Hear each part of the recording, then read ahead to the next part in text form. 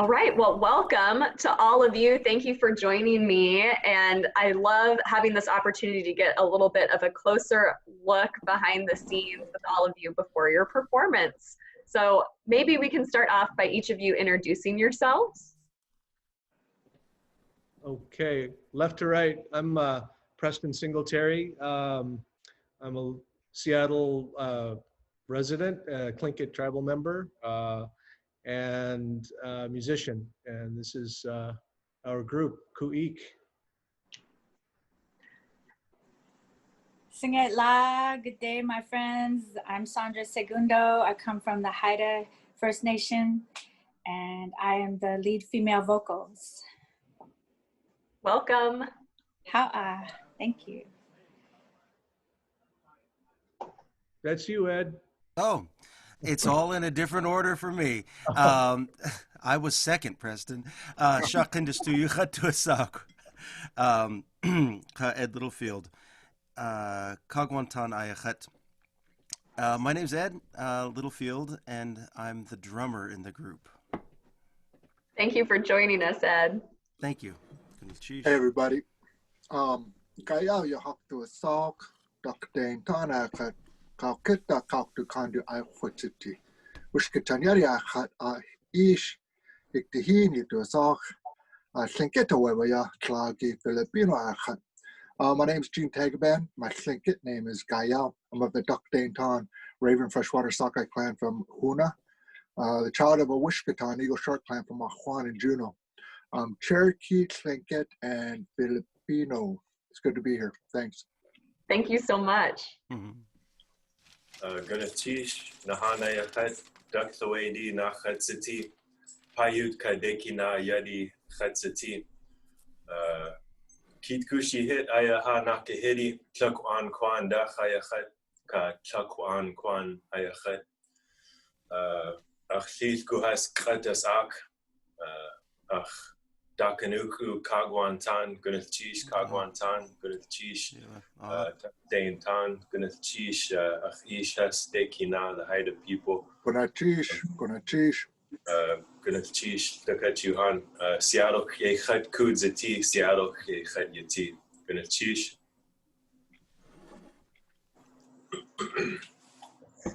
So good to have everybody join us today. Thank you again. Well, let's start off by acknowledging that these are interesting times we're living in. We're all remote from each other. So where is everyone located right now? I'm in downtown Seattle. I just want to, I'm on Coast Salish. People's the land of the Puyallup people down here in Tacoma,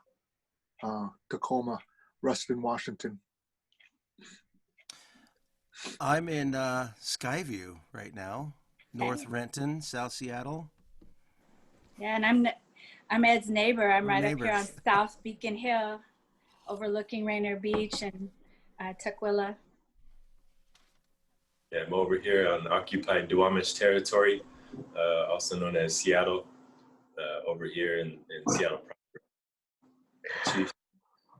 Well, thank you for being remote, but still being together. Well, let's start off first before we kind of get into, how being distant from each other has impacted all of you. Let's talk a little bit about the band.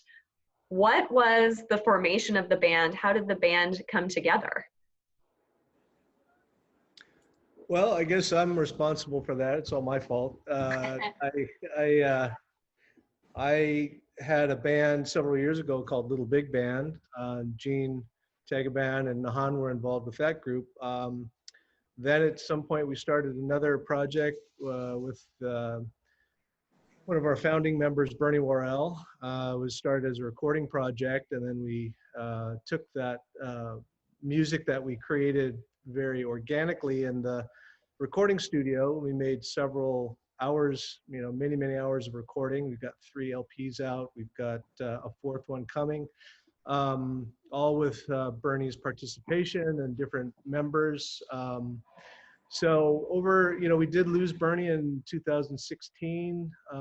He was a really, really amazing man, and he shared with us this, you know, just collaborated with us, and he really was, you know, heavily involved with what we were doing. At that time, I had Nahan and Gene on there, and we had different drummers at the time. I hadn't met or played with Ed Littlefield yet, but the drummers that we were working with in the recording studio were from out of town. So when we had the good fortune of meeting with Ed, he agreed to join our group, and he's, you know, an amazing contribution to the group, very well-rounded musician, and jazz, leads his own jazz bands and plays with lots of people. And then Sandra was introduced when we lost a second band member, Clarissa Rizal.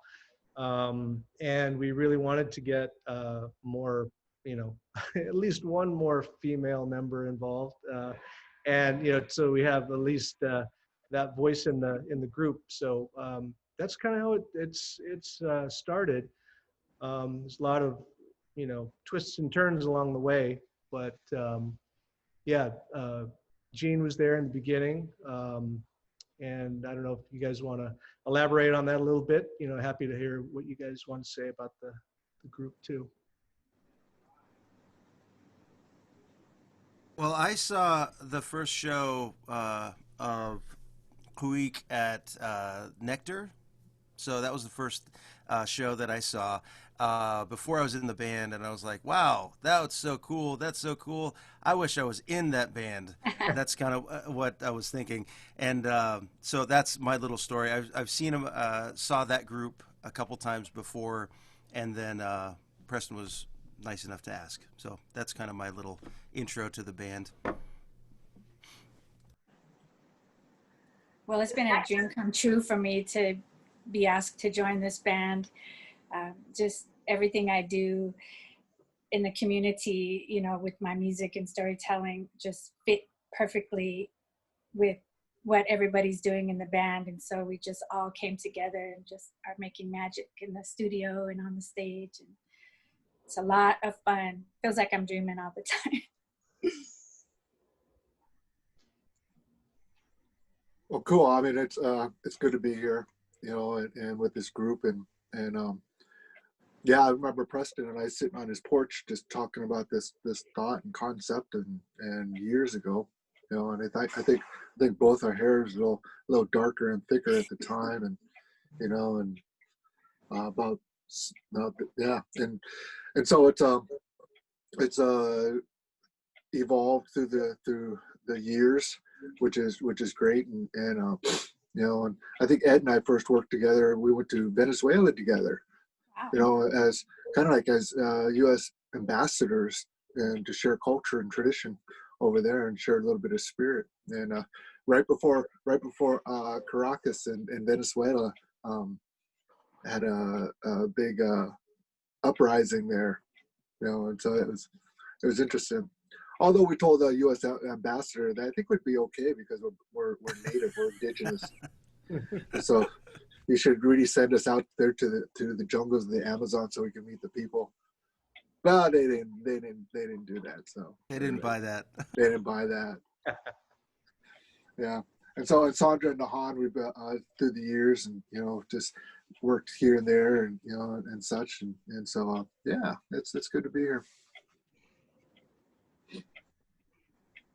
Well, what an amazing opportunity to kind of come together and create. It seems like one of those amazing projects where it's almost meant to be, even though it's so much work to get it off the ground and get it together. It's like this perfect kind of coming together of, you know, different people, different times, and coming into the same place. So that's incredible. So I know in the description, you have a really different kind of diverse style with your music. Where do you draw your inspiration, both musically and then just also kind of what is your inspiration for what you kind of put out to your audiences? Well, you know, being sort of, you know, the reluctant leader I kind of, you know, was almost like a curator of people and energy and talent, you know. The just having the good fortune of these people wanting to, you know, jump in and participate has been, you know, a real, you know, really amazing time. And you know, we started with the idea of interpreting traditional melodies and language through this, you know, synthesized through this new style of music. I guess it's not new. It's kind of, you know, it's like soul, jazz, rock, funk styles, and that's really the interest for me. That kind of music on a virtuoso level, you know. So I was looking for different members who could bring different components. Of course, you know, Nahan and I worked together in Little Big Band, and that was just kind of showed me a little bit of an insight to, you know how he's really good at doing, you know, freestyle and spoken word, and he's so well versed in the Tlingit language, and so he, you know, brought an amazing kind of perspective to the group. So really, it's very organic. Everybody gets to, you know, we don't really limit people on how they'd like to express themselves in the group. And I think Nahan's, you know, found an opportunity to, you know, find a voice within the group, and that's been pretty amazing. And maybe Nahan can talk a little bit about his thoughts about that too. Yeah, I think, well, as far as inspiration, I mean, our ancestors are a big inspiration for me no matter what. And I think the type of change that needs to happen in our current society is a need. It's kind of like always knocking at the door and banging at the door and ready to kick down the door and forget the keys kind of thing. And just being a part of that and echoing that out in the different avenues that are available. And definitely stoked to be a part of the band, of course. I mean, I wouldn't be here if I wasn't. But as far as, you know, bringing the Tlingit language to the band has been really good. I like providing that connection between our language and new ears. I know that we've touched a lot of ears and hearts of folks that never heard the Tlingit language before. And so that's been a really good thing, adding visibility to our endangered language. There's less than 100 fluent speakers of our language right now. So by any means necessary, we bring that forward. Yeah. And same for me with the Haida language. It's, you know, we can only count our fluent speakers on one hand now. And so being able to bring the Haida language to the band, you know, we see our life as how we were before the boarding schools and how we are after the boarding schools. And we would have continued to make music and write or create stories. And so we are, you know, just starting to, you know, bring that back, bring the new music in and contemporary style music, you know, as we once were. We always had big parties and potlatches, and, you know, we always had amazing new songs to share with each other. And so we're just continuing that tradition, healing ourselves. Yeah, I'm the last 10, 15 years I've been getting into, you know, like Preston mentioned, like jazz artists and things like that. But I really find that in this group, it is creating new indigenous art, which I find is important as a culture to do that as a people. You know, they say if a language isn't used in everyday life, then it becomes a dead language. And I think Nahan and the whole band and we're helping this not become that dead language. We're taking it the other way in the way that I can. So I've been studying music since I was 6, you know, and then earlier dancing. But we always try to find a vehicle where we can share that language and share the culture. So there's been since the 50s, even 40s, there's been some great Native American artists, pop artists, and that's who I'm kind of trying to channel and go into that to draw from that. So my dad's favorite jazz person was Jim Pepper, and so Jim Pepper came to Sitka in 1980 and played a concert, and there's all this connection with Native music, and whether it's traditional music or contemporary traditional music. It's neat to continue on that tradition in this band.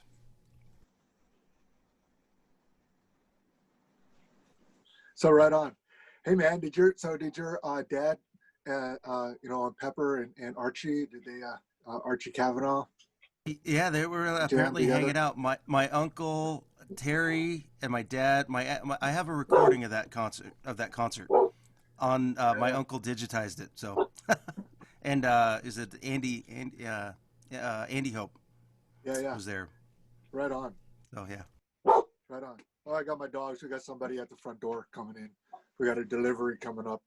So, hey, it's really great to just again. I've said that several times, but part of it too is, yeah, sure, the language and all that, but it's just tapping into that. What the music brings. It's an energy and it's a vibration. And it's that vibration that you can tap into that taps into that ancestry vibe, and it's connected. And as Native people, we evolve. I mean, there's the time where there was like that lasting evolvement, with colonization, and the boarding schools and such, where the language and the people, things just kind of stopped and got static there. But now with what's going on, it's like the people are evolving and growing and still tapping into that ancestral knowledge, wisdom, and vibration that's out there. Music does that. Just the beat of the drum, the hand drum, this one strike of the drum can change a whole room. And so what can music, like a whole band, do, not only for the room but for space and for the world. And it's that healing energy, that healing vibration that so many people need, that we need in this world today. And to tap into that, and that's what it's about for me. I mean, it's all about healing. How can we facilitate and bring that healing to the people, not just Native people, but for all people?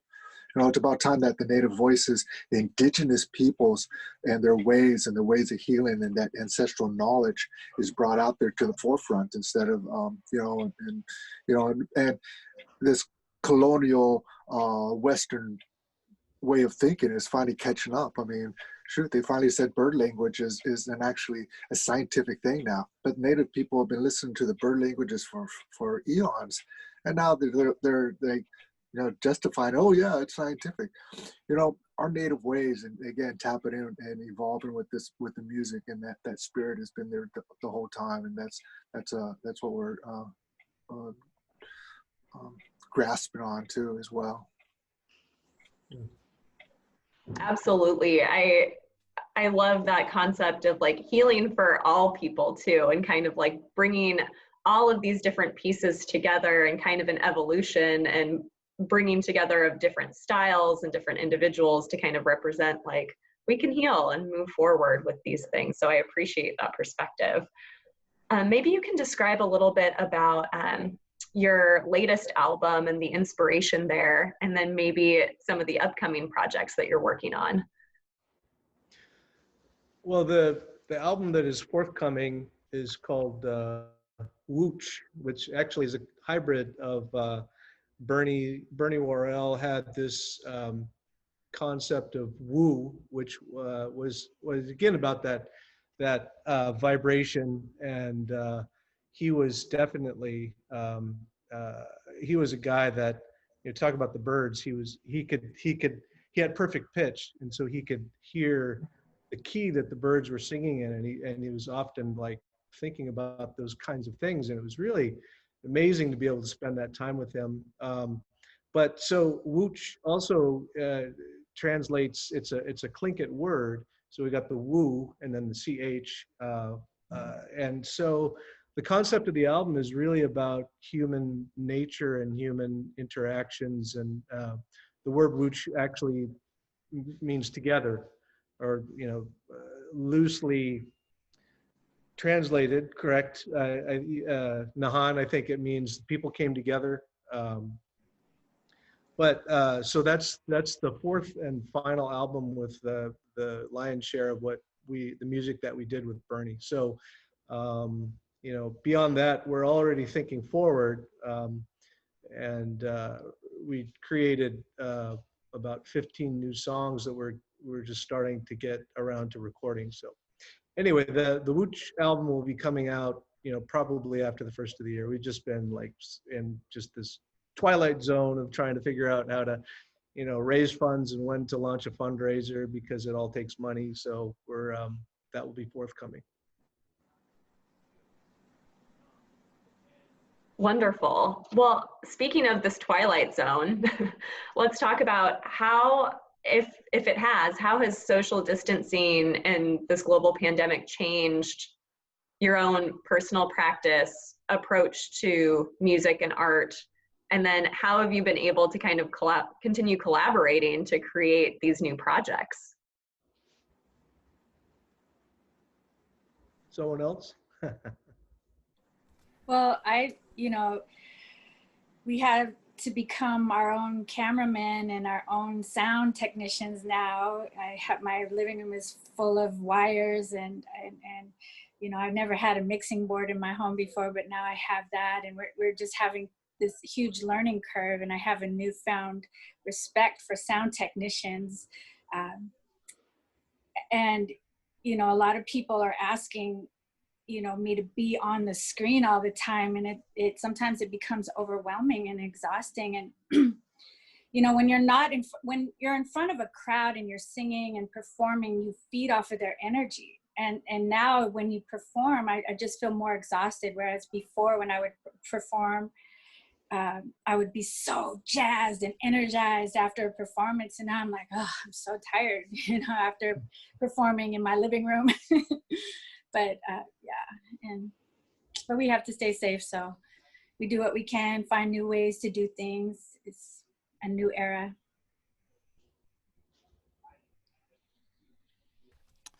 I've been doing, since a lot of my work, like everybody else, shut down in March, and fortunately, I've been connected with Sealaska Heritage Institute in Juneau, and they hired me for a couple teaching artist residencies upcoming, and they put them all virtual, which is pretty amazing.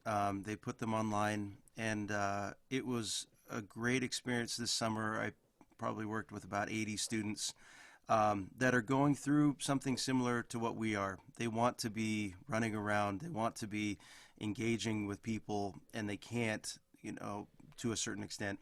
So it was really, I'm not going to sugarcoat, it was pretty dark in April for me personally, just because everything shut down. I was, was booked for a while, and then I was booked for nothing. So I had to go do some soul searching. I was like, how are we gonna get through this? So just finding people to hang out with online was big, and chat with, but also finding some ways to inspire youth through this medium of online learning. And so, yeah, it was actually really, really inspiring. In July, I worked with a lot of students and adults, and just trying to figure out how to get up and move on this thing, how to do some stretches, because we find ourselves, it was 6 to 8 hours a day looking at a screen. So I found that that's changed in my mindset, is trying to find ways to engage the body and in the mind via, online, which is kind of an interesting thing that we've all had to work through.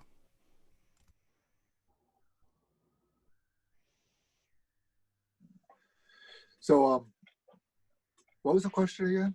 It's like just how we found our inspiration in this time and closure of this pandemic and kept our art and creativity alive. Exactly. And then how do you adapt when you have to be distant from each other but want to continue to create?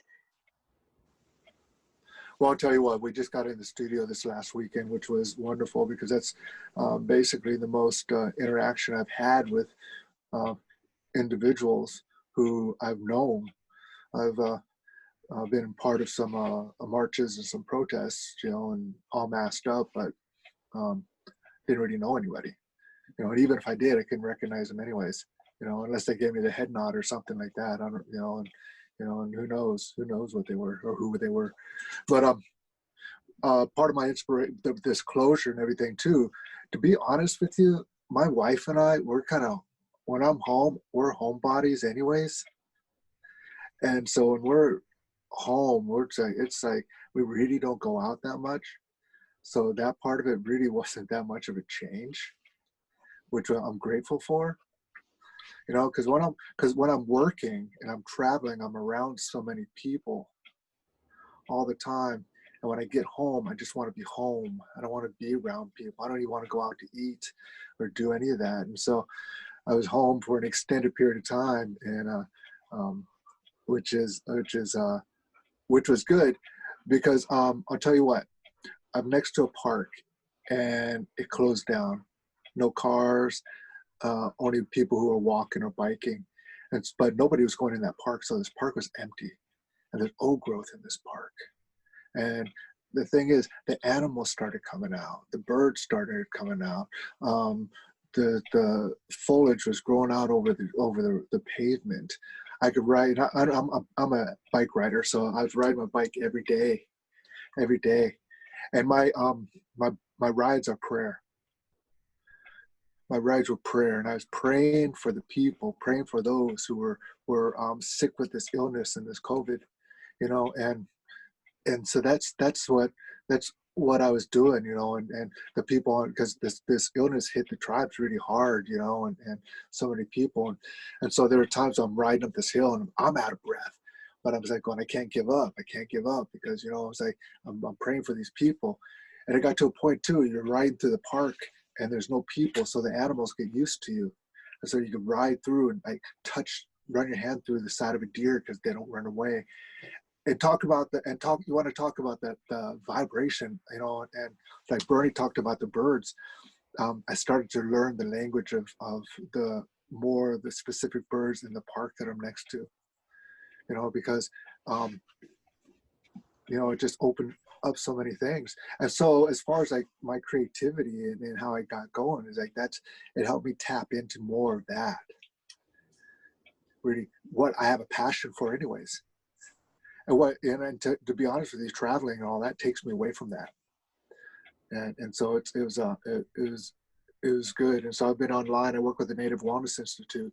And so since we've had a closed shutdown, our thing was just to get online. The people need us. What are we going to do? Do whatever we can just to provide some kind of healing, some kind of whatever for the people. You know, ancestral wisdom. Sandra's been on there, told some stories. You know, I'd like to get each one of them on there, but that's a little bit just did whatever it took. You know, telling stories. I had to totally learn how to tell stories online. You know, and because I like to move my hands a lot. It's like, how do you do that? You know, and it's like everything's like right here, and so it just, you know, you just had to make do, and you know, and do what you can. You know, I was a little worried, just like Ed said, because come March, man, everything shut down. First shut down for March, then everything shut down for April, then it got to everything shut down all the way through June, and then I was freaking out. You know, thank goodness my wife's a teacher. You know, and so and then now she's totally trying to figure everything out too. So it was like one of those things. You know, it's like a renewal, to be honest with you. So I can go on and on and talk more about this stuff because it's an interesting time. Sure, it's a shutdown, but it's also it's like almost a reboot. It's a reboot in a way too, you know. So pass it over.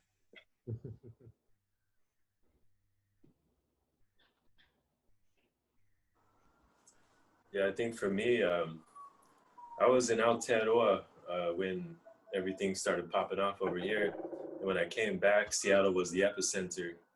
And so I went from, you know, the island where everybody's just like you do hongi and like everybody's just like normal, and there's like everything is going. It was cool, and then right here to, I mean, lockdown, and I was like, it was a hard adjustment. It was like hitting a brick wall, but took me a couple weeks to actually kind of break myself out of that and get back on that creative wave. And one thing that really helped me out was meditation, and I never meditated before that. And so now I've been meditating pretty solid as often as possible. And for me, it's something different than ceremony. Meditation and ceremony are different things. And so familiar with ceremony, but not so much the other stuff. So I found a Maori meditation that I was invited to. And so that's been pretty life-changing for me, actually. And got to visit some of my ancestors and, you know, do that really special time. But also, like, me, I'm not able to go out. Like, I think all of us had public occasions and events that we had to cancel out, or, ended up cutting a big chunk of our income off to. But then recognizing what is it that you're trying to bring in, and whether that's just money or you bring in some other stuff in. Now you got this time to look at these other components and bring those in, practice these things, develop these areas of your life. And so I'm really thankful for that. Now we're doing a Tlingit language 3 days a week over Zoom. And, we've got people in Alaska and Canada, all over. So there's just, it's really a transformational time. But I'm thankful to have gotten together with everybody with the last studio session, and I'm hoping we can make that a regular thing or semi-often thing so we can stay creating. It felt good. Yeah. Hey, awesome. Hey, I want to add on to what Nahan just said too. One thing about the music and about Khu.eex and the band, that's what it is. It's about that it's about meditation, and part of it too is ceremony as well, and bringing that to the people, and prayer. And so it's just not out there throwing music out there, or making sound. There's a deeper meaning to it, and purpose for the group as well, and so yeah.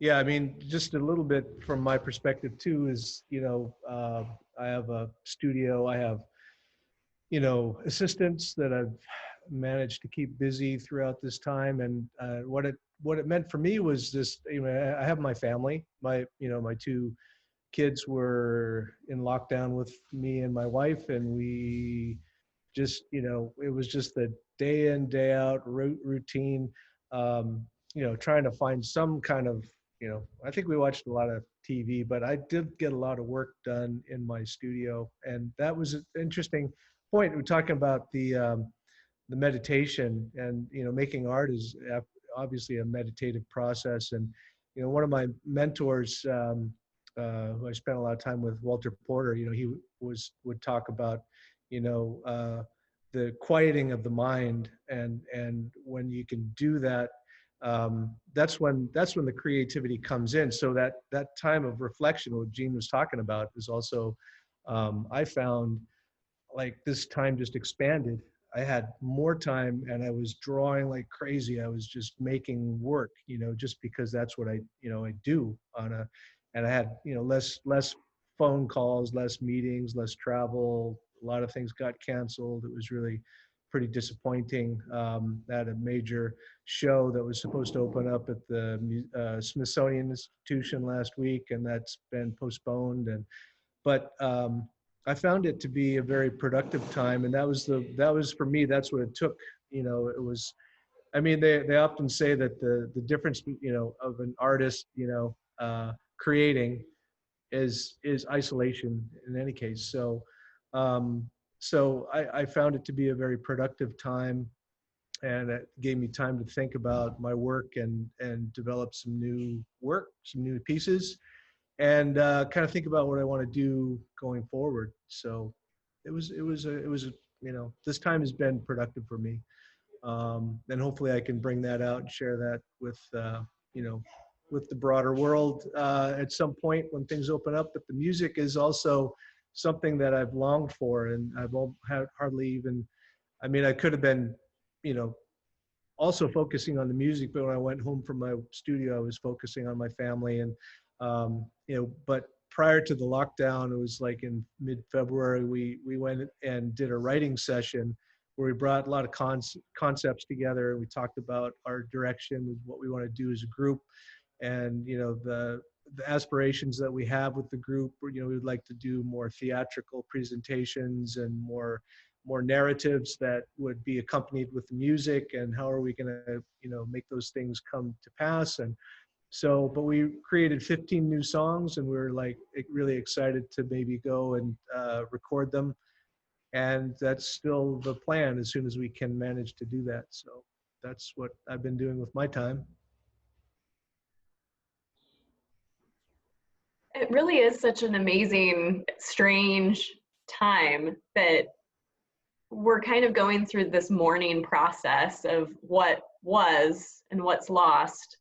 But then from that, I think there's this renewed resiliency and like bravery almost for kind of creating space to do the things that we didn't have the time to do before, or didn't have, kind of the drive to think about new things in this creative way.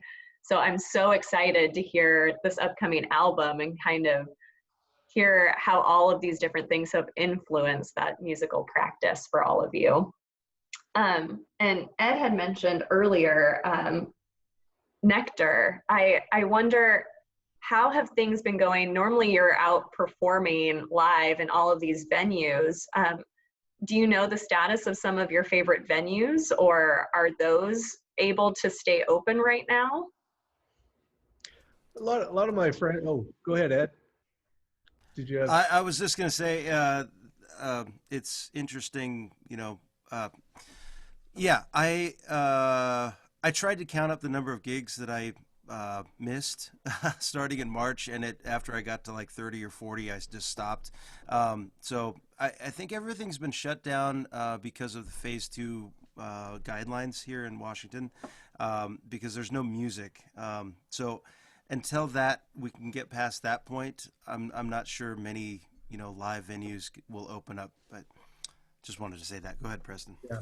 Yeah, no, I know that a lot of my, our saxophone player, Skerrick, he's been doing a lot of live feeds, soliciting donations online. A little bit of, Royal Room has been used as a venue for live stream performances. Nectar, I believe, has also been doing some of that. So I think people are scrambling to sort of figure out how to still, provide some music. But yeah, it's a challenge, because it's definitely a different feel around that. You talked about live streaming. My friend, who I play music mostly in big bands and jazz, but Gordon Brown, he created a whole new service. He stayed up pretty much, it was like 20 hours a day, or 20 hours a day for about a week for Skerrick's first show. So Skerrick was the first band that he played for using this new program that Gordon created out of the blue, which is really cool because it, speaking monetarily, it gives all the profits to the band, and it's like a point whatever. It's a very small percentage to run the live stream, but I think that creativity into making music happen still was brilliant, and that's opened up a lot of doors. He's now doing shows all across the country using this program, which is awesome. So a musician created a program to help musicians, which I thought was really awesome.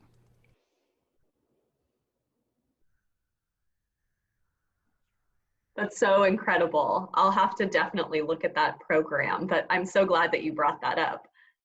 And Jean, you had mentioned a little bit when we were talking about how the pandemic has impacted you, and you've gone out a couple times for protesting. I wonder if this time of kind of social unrest and protests around issues like police brutality and, you know, all of these other larger conversations. Has that been impacting your artistic practice, your music?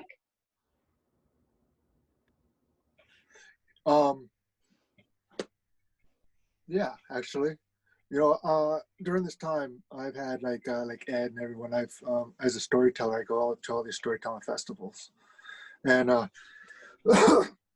excuse me, but sometimes some of these festivals are. Let me, I'll just say it as it is. It's very white, very colonized, and there's some storytellers who bring up issues, you know, just because of the injustices, racism that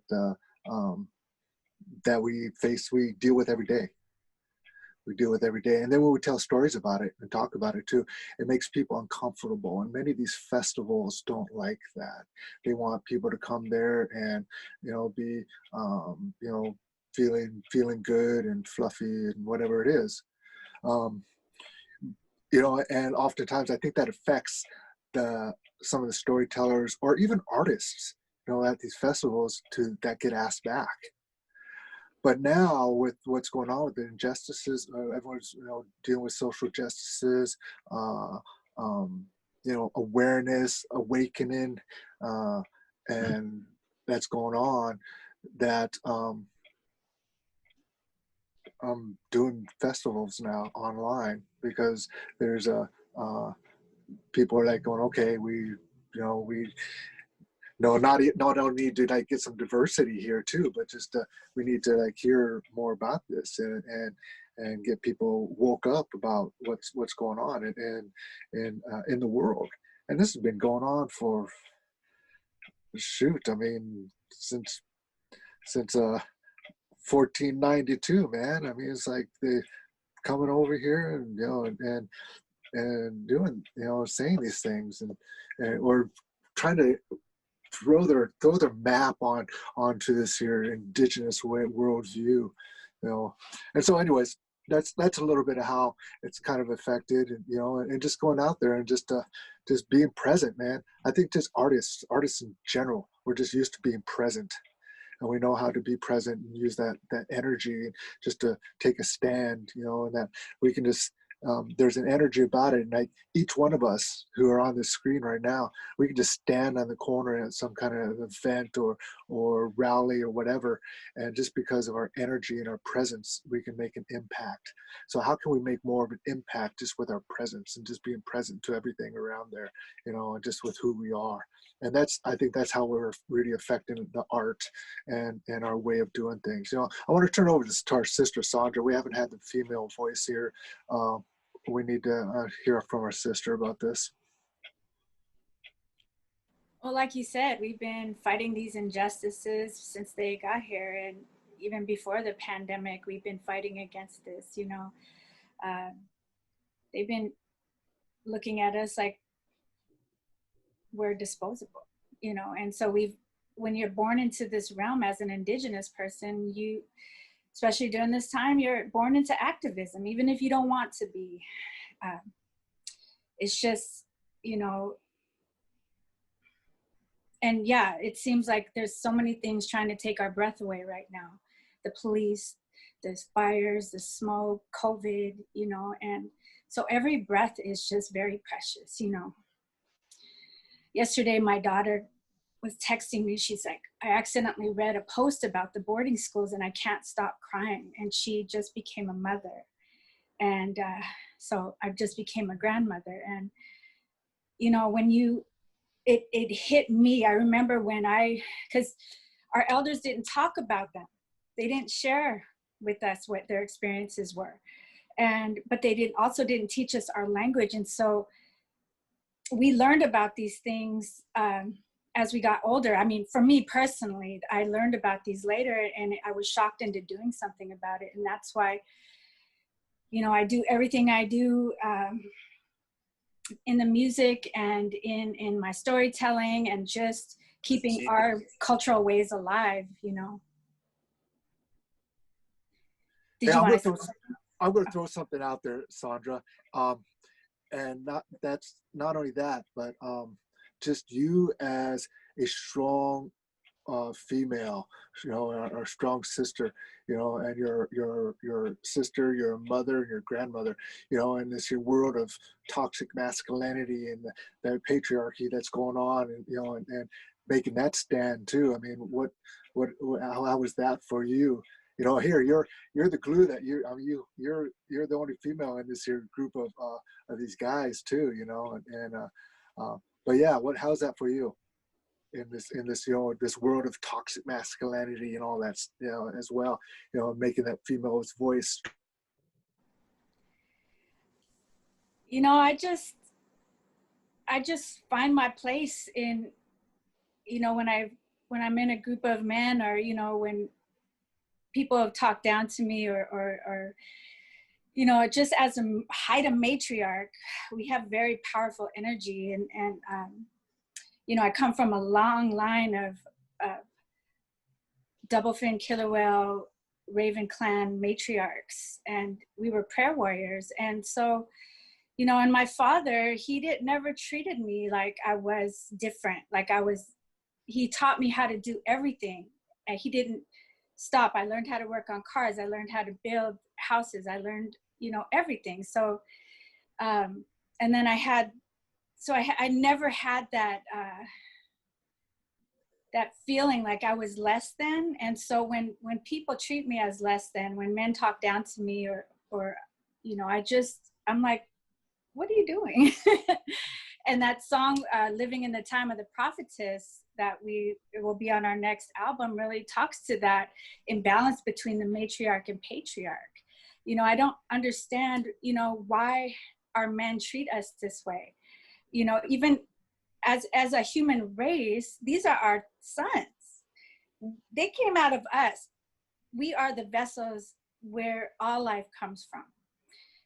All human life comes from. Even in the natural world,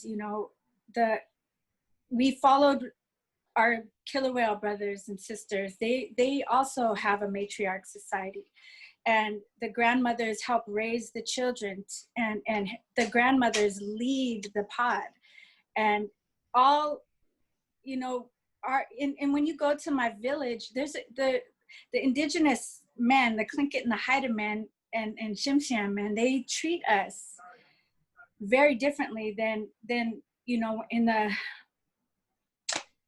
United States world, white world, whatever you want to call it. They listen, and they listen, and they have this respect for us that's different. And just being able to go back to those ways. And gosh, I just really wish the United States would, have a matriarch and a patriarch as leaders. That's the way our clan houses, we each had our own houses. And there was always the matriarch and patriarch, and they made decisions together. And the matriarch and patriarch were chosen by the people. And I wish we could do it like that, because it's so imbalanced, and you can see it. You can just see it in the way, these men talk about us and treat us, and yeah.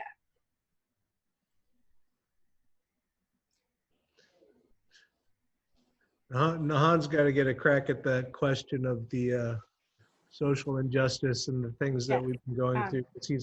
I know he's got a lot of thoughts, and it's an inspiration to have Nahan in the group, and his perspective, and I know he's got a thing or two to say about these kinds of issues. Good teach.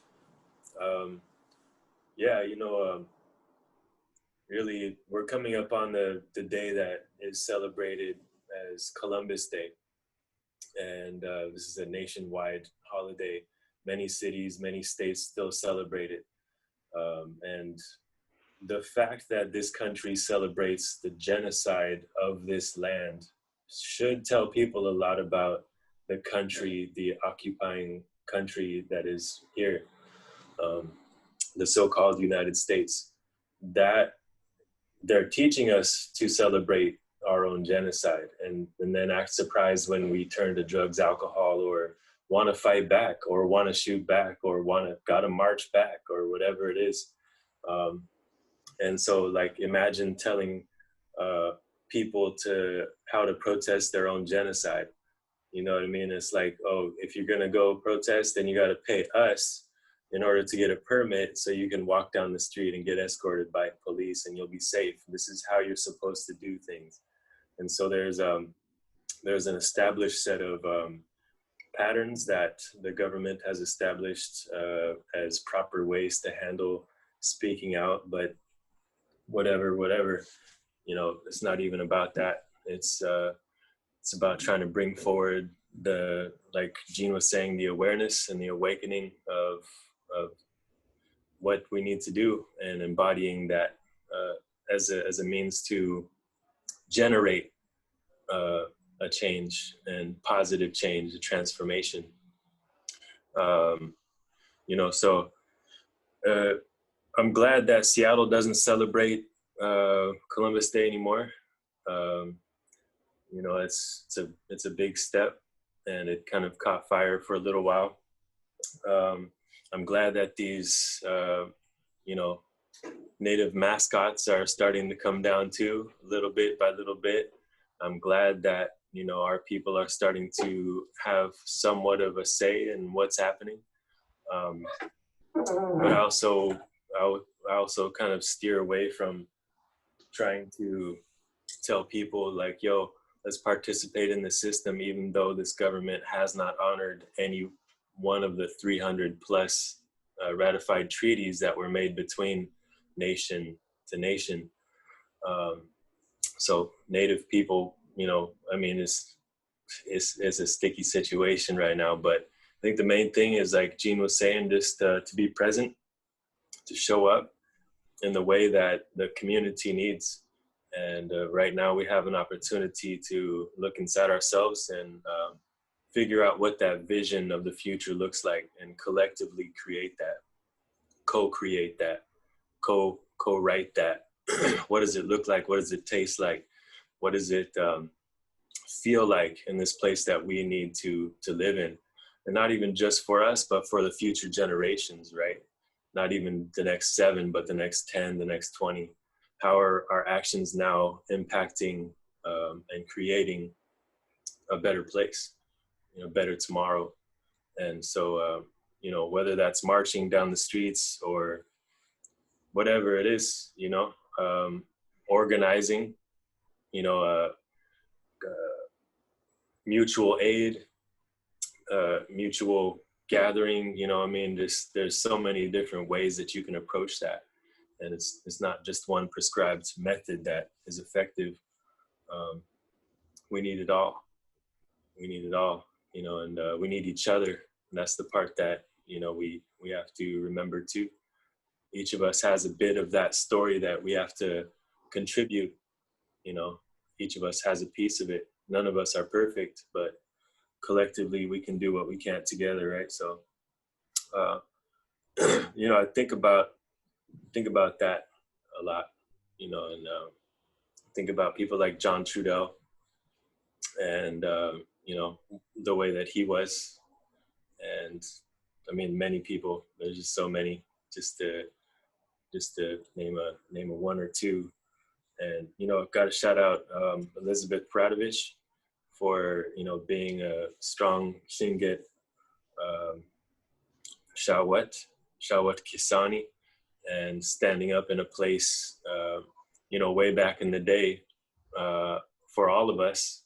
And, you know, that created the first law that was ever made in the so-called United States in regards to anything, you know, about civil rights, anything about equality, anything about that. It was an indigenous woman from our tribe.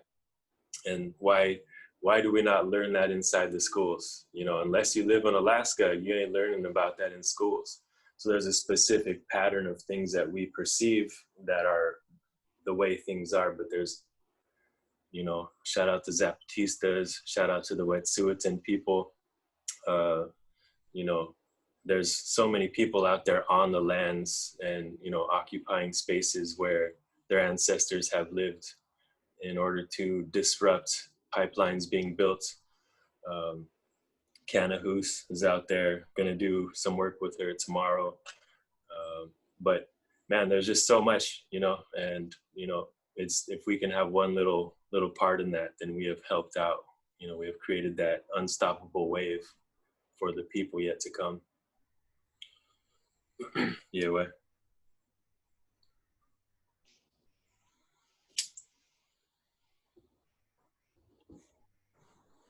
Thank you so much for sharing all of those thoughts, especially it's challenging to talk about all of these things that people used to view as uncomfortable, but they're absolutely necessary if we're going to, as you said, co-create into the future. We have to have an understanding of where we've come from in order to figure out where it is that we would like to be going, and honestly acknowledge that. And I was thinking about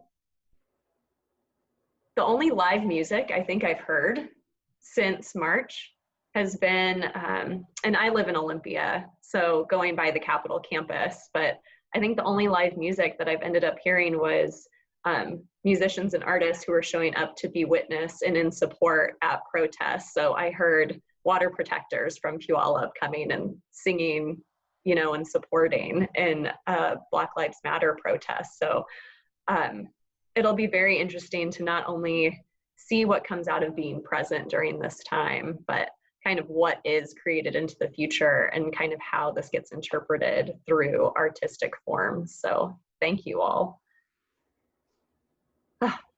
So I also wanted to ask before we kind of concluded, I'm so grateful that you all will be the closing celebration for In the Spirit this year. Again, that it's in this very different virtual format, but we're so thrilled to be blessed with the music that you will all bring for us.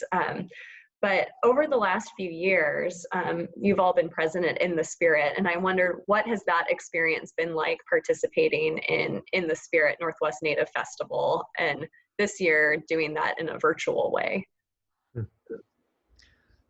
Yeah, I know we performed In the Spirit, first as Little Big Band, I think, and then Khu.eex for 2-3 times maybe. I've lost track. But in any case, no, I'm excited because I think I love being a part of the organizations and seeing it get a foundation. I'm glad that it's been able to reinvent itself for this year at least, and see what we can all learn from that. I'm honored to be selected, this group of individuals to perform, and so thank you for the invitation, and we're looking forward to playing some music for you. Well, and thank you. I know it's been quite a process to figure out all of the logistics, because we started talking so long ago, back in probably April or March, to be like, how are we going to bring this forward and how are we going to make this happen? And that was even before the advisory committee had a chance to meet. So it's kind of been, building the plane as we're flying a little bit, as one of my colleagues likes to say in all of these meetings. But we're really thrilled that it is happening. So before we conclude, it'll be great. I'm really looking forward to it. Before we conclude, where can people follow all of you, learn more about music and art, and where can they purchase your music? We have a website. You can, it's www.Khu.eex.com. That's spelled K-H-U-E-E-X in this case. And you can also find it on Bandcamp or most of the major, Apple Music and all of that. So you can buy the LPs directly from the website, and they come with a digital download if you don't have a record player anymore. But then you get this great artwork, album artwork, comes in black and colored vinyl. So we also have a YouTube channel that we've produced some videos in the past, and have some live performance there. So, you can access that through the website as well. Well, I don't know why anyone would want to listen in any other way besides vinyl. I'm just going to have to throw that plug out there. I would highly recommend it. I'm so glad it's making the comeback that it is. So thank you. Thank you all for joining us for this more intimate interview. And again, so looking forward to having you all as the closing celebration for In the Spirit this year. So thank you so much. Yeah, I just want to put out a plug for Mr. Singletary there, whose vision has brought us all together and allowed us to come together and let our voice and our energy and creativity come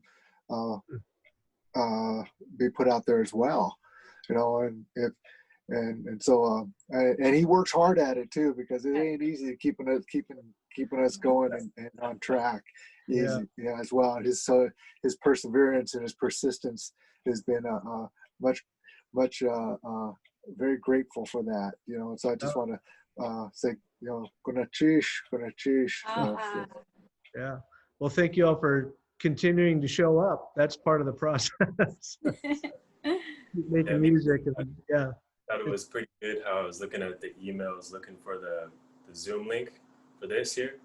And Preston was like, well, I don't know. We'll see what happens. My band might not respond. They might. I don't know.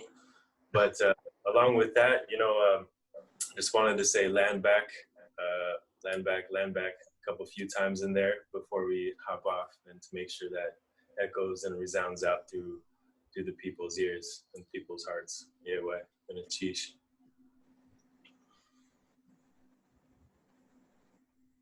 Thank you. Thank you. Well, and I loved Preston characterizing himself as the reluctant leader. I think those are the best kinds of leaders, right? It's like, there's a need here, so we're going to make it happen. And we all appreciate it as well. So thank you. Thank you.